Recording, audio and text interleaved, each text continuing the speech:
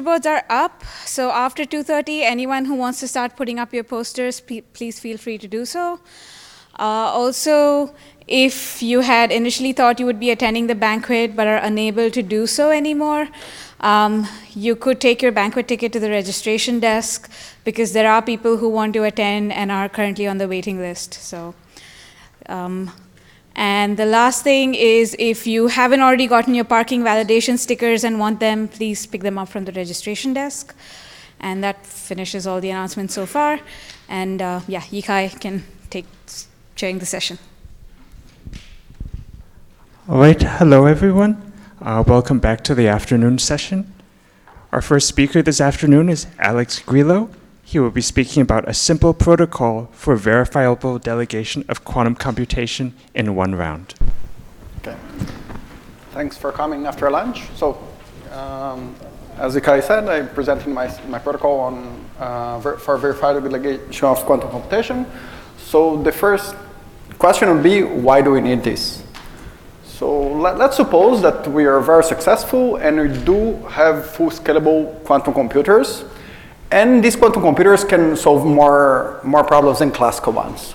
So that's great, we know how to solve much more problems, but these computers are very expensive.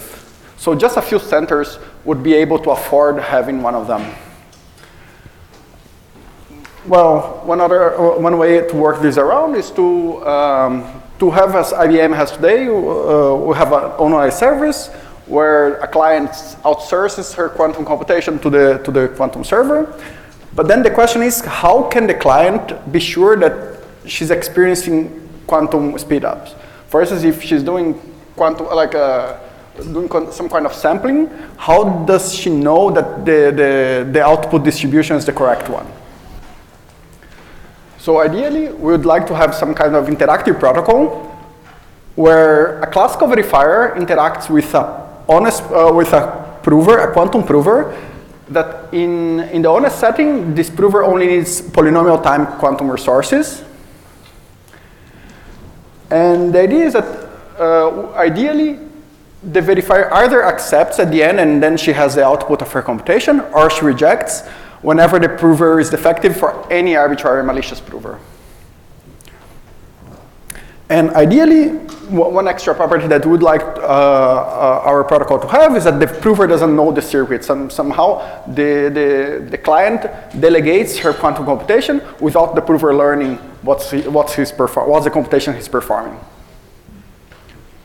This is the ideal world. We really don't know how to solve this with all of these requirements here, but we know how to solve them in relaxed models. So for instance, we know that if the prover is allowed to run in exponential time, from classical complexity theory, we do know how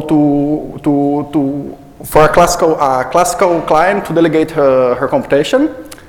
Or in other models, the verifier has some quantum power, but not full scalable quantum computer, and then this allows her to efficiently delegate her computation.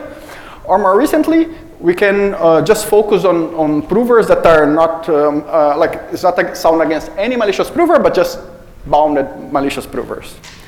And in this talk, I'll focus on a fourth relaxed model, where you have the classical verifier, and instead of delegating her quantum computation to one prover, she's delegating to two provers. And these provers, they share some quantum state at the beginning, and then they're not allowed to communicate anymore. So we put them far apart, or we force that they don't communicate.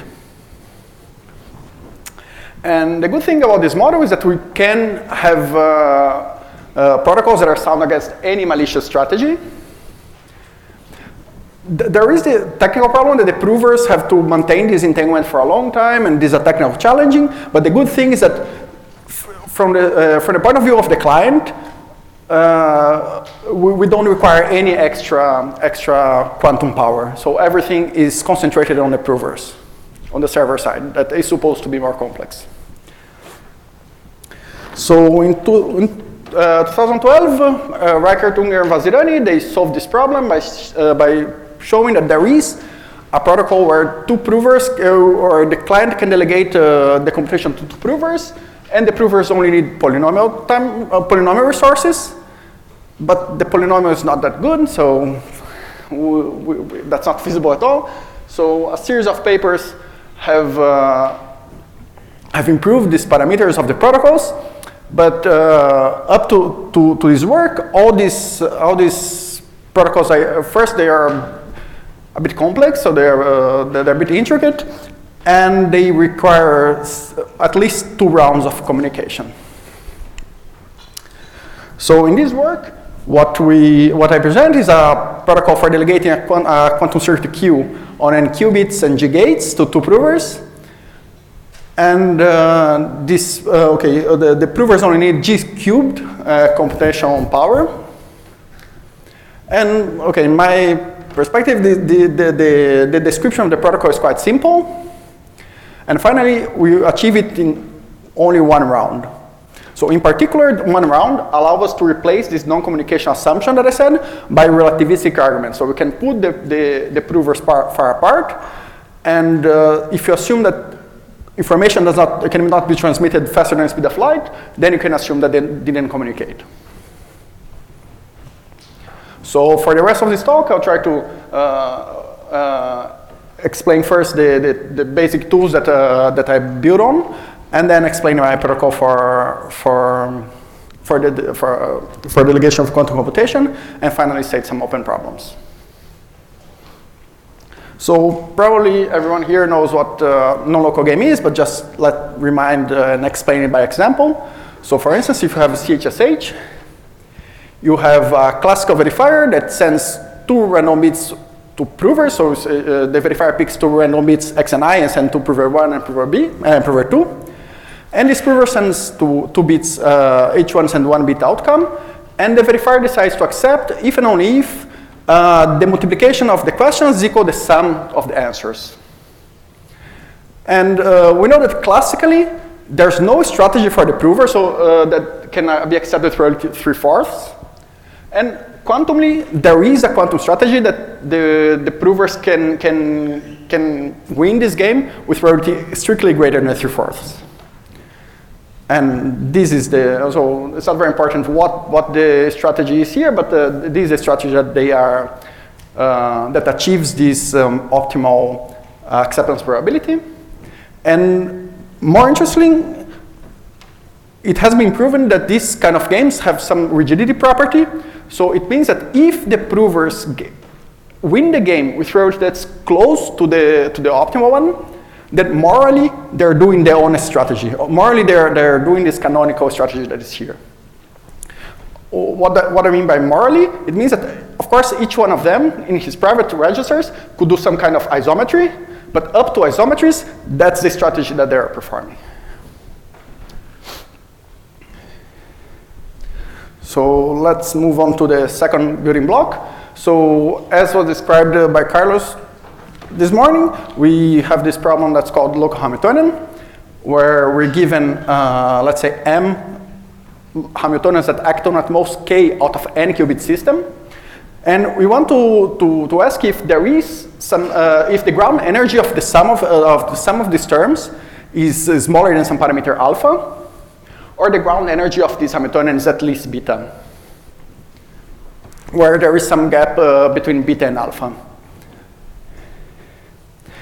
And we know that from Feynman and then Kitaev how to somehow reduce quantum circuits, the problem of quantum computation to find ground states of the Hamiltonian.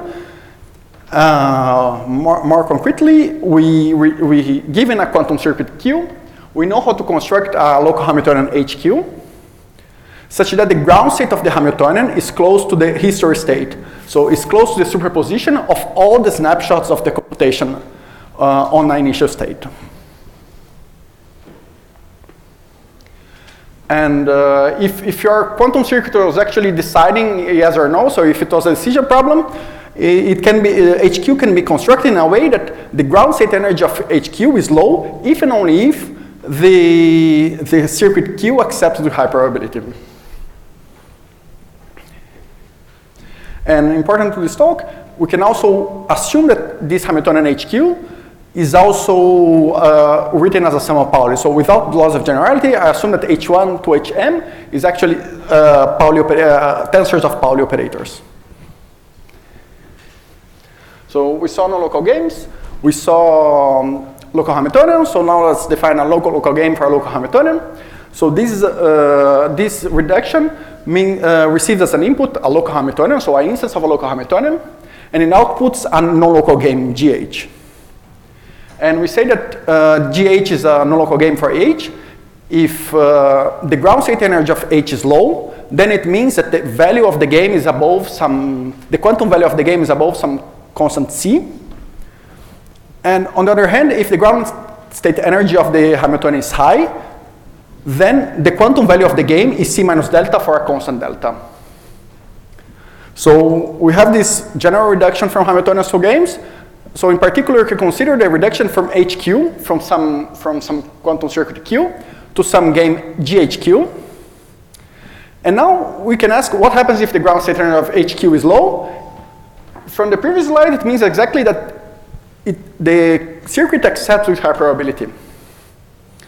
And analogously, if the ground energy of HQ is high, it means that Q accepts with low probability. So from this, we can conclude that the value of the game is high, if and only if Q accepts with high probability. So with this, we can use this non-local game for HQ as a delegation protocol for the circuit Q. And this is what's called in literature by post hoc delegation of quantum computation. And from now on, I can only focus on defining non-local games for Hamiltonians. And from this slide, you can figure out how to do delegation protocol. So the starting point are some protocols with multiple approval from G and Natarajan-Vidick, where the verifier actually the verifier interacts with multiple provers, and these provers are meant to share an encoding of the ground energy, of the ground state of the Hamiltonian. And in their games, their non-local game for the Hamiltonian can be split in two parts. First, they define the Pauli Braiding test, and this is a non-local game that will test if the provers actually share an encoding of actual n-qubit state. And the energy test that will actually estimate the energy of the Hamiltonian and decide if it's high or low. So in this two prover one round game, I start with their non-local game, but I look at it from a different perspective. So I have the two provers, and they share EPR pairs. And just the first prover has the ground state of the Hamiltonian. And the second prover doesn't hold any extra quantum state in the honest case. And again, I do the Pauli Braiding test, where we'll test if the provers indeed have these EPR pairs, and if P2 somehow self-tests the measurements that P2 is performing. And in the energy test, what the provers do is that the first prover will teleport the ground state to the second prover, and the latter will measure. I will actually measure the ground state. So let me explain a bit what the Pauli Braiding test does. So I'm just explaining what are the consequences of them. So in the Pauli Braiding test, we send to the idea in this game, you ask the provers to do some Pauli measurements. So the provers, they share some quantum state psi AB. And when the verifier sends them some Pauli, tensor of Pauli's W, the provers apply some measurement MW that could be anything that they want. And what they show is that if the provers pass the test with probability 1 minus epsilon, so there are isometries VA and VB, such that the state that they share up to this isometry is let's say T copies of EPR pairs plus some auxiliary state that's not important to the measurements. And they also show that if on average of the questions of W, the measurement that the provers perform is the correct Pauli observable that in the honest strategy.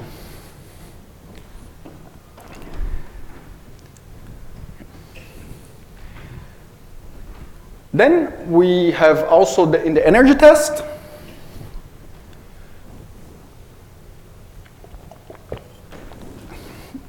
now we want P1 to hold the ground state of the Hamiltonian, so P1 holds the state psi.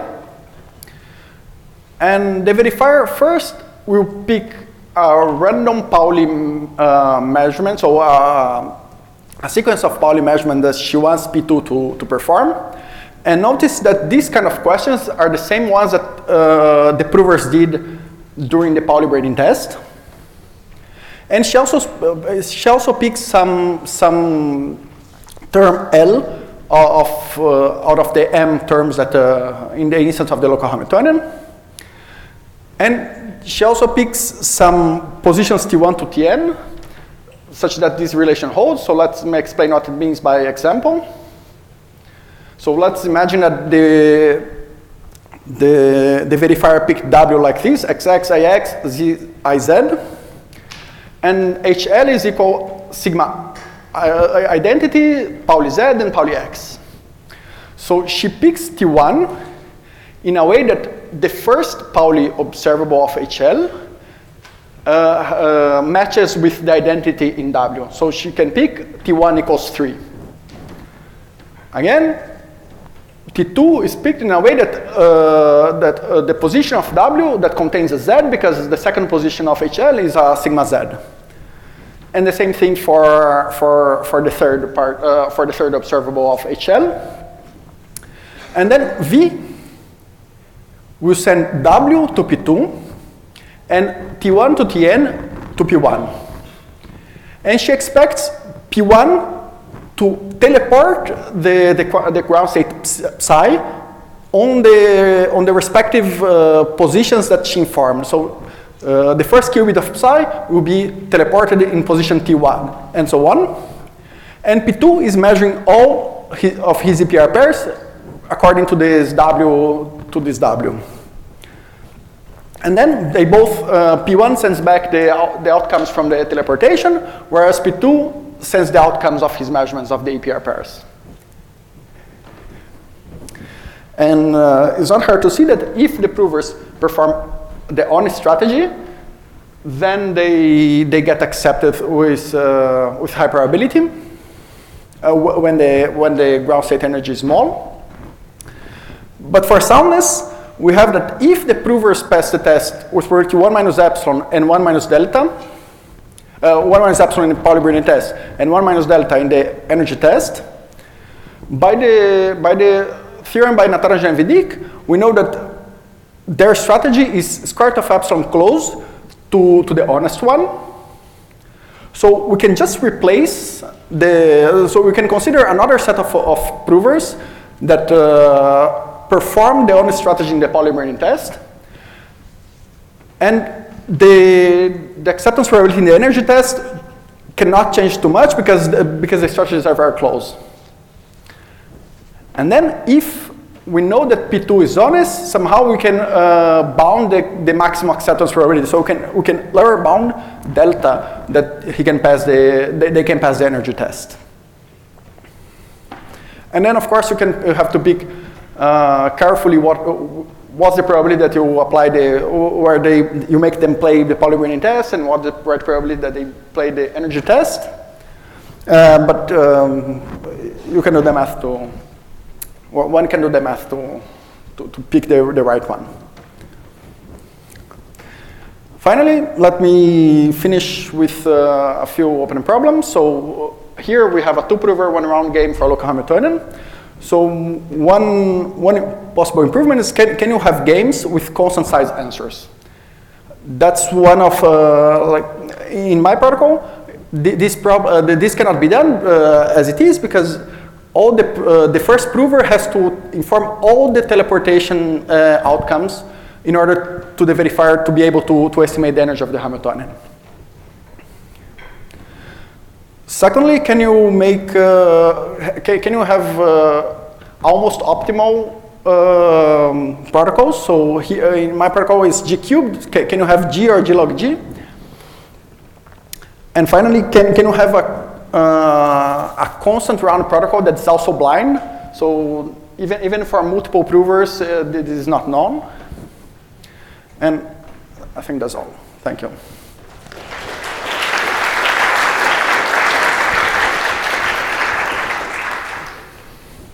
We have time for some questions.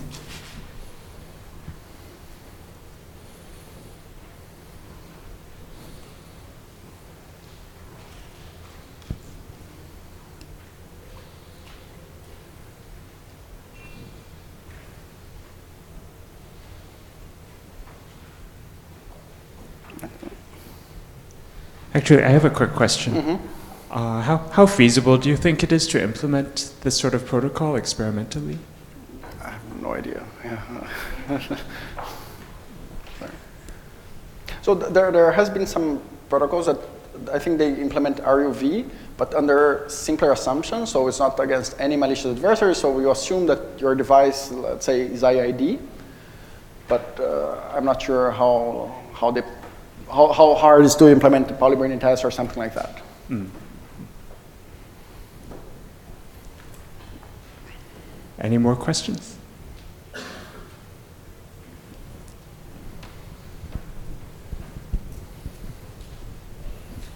Maybe, so at the beginning of your talk, you had computationally bounded provers, and that was the result of Urmila. Mm-hmm. And I don't know, maybe do you think that it's somehow, is there a chance to combine somehow the techniques, somehow maybe use ideas from non-local games in that protocol, or they are fundamentally different approaches and you don't see it way? No, I think there is room for that, but I think you can, because there she wants to remove the two provers case, right? She just wants to have one prover. So if you want two provers, you can use even simpler things. So quantum fully homomorphic encryption or this kind of protocols that I think that could be more efficient or something like that, or have better parameters, and then you'd still be able to achieve better protocols, I think. Maybe one more question, if you don't mind. No. So in this protocol, the prover doesn't learn the input, and is it true? In which protocol? Your protocol. No, it does, because you have to create a ground state of the Hamiltonian, so you have to learn the input.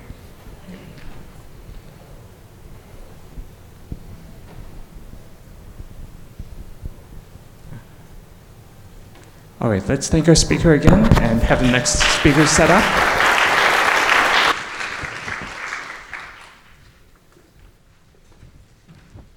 Very nice.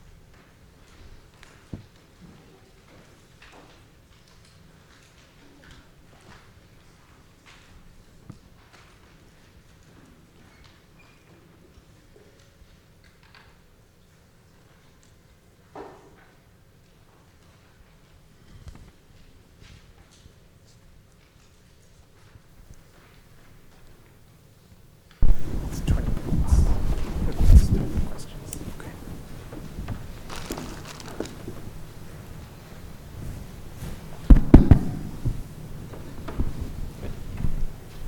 All right, our next speaker is Tommaso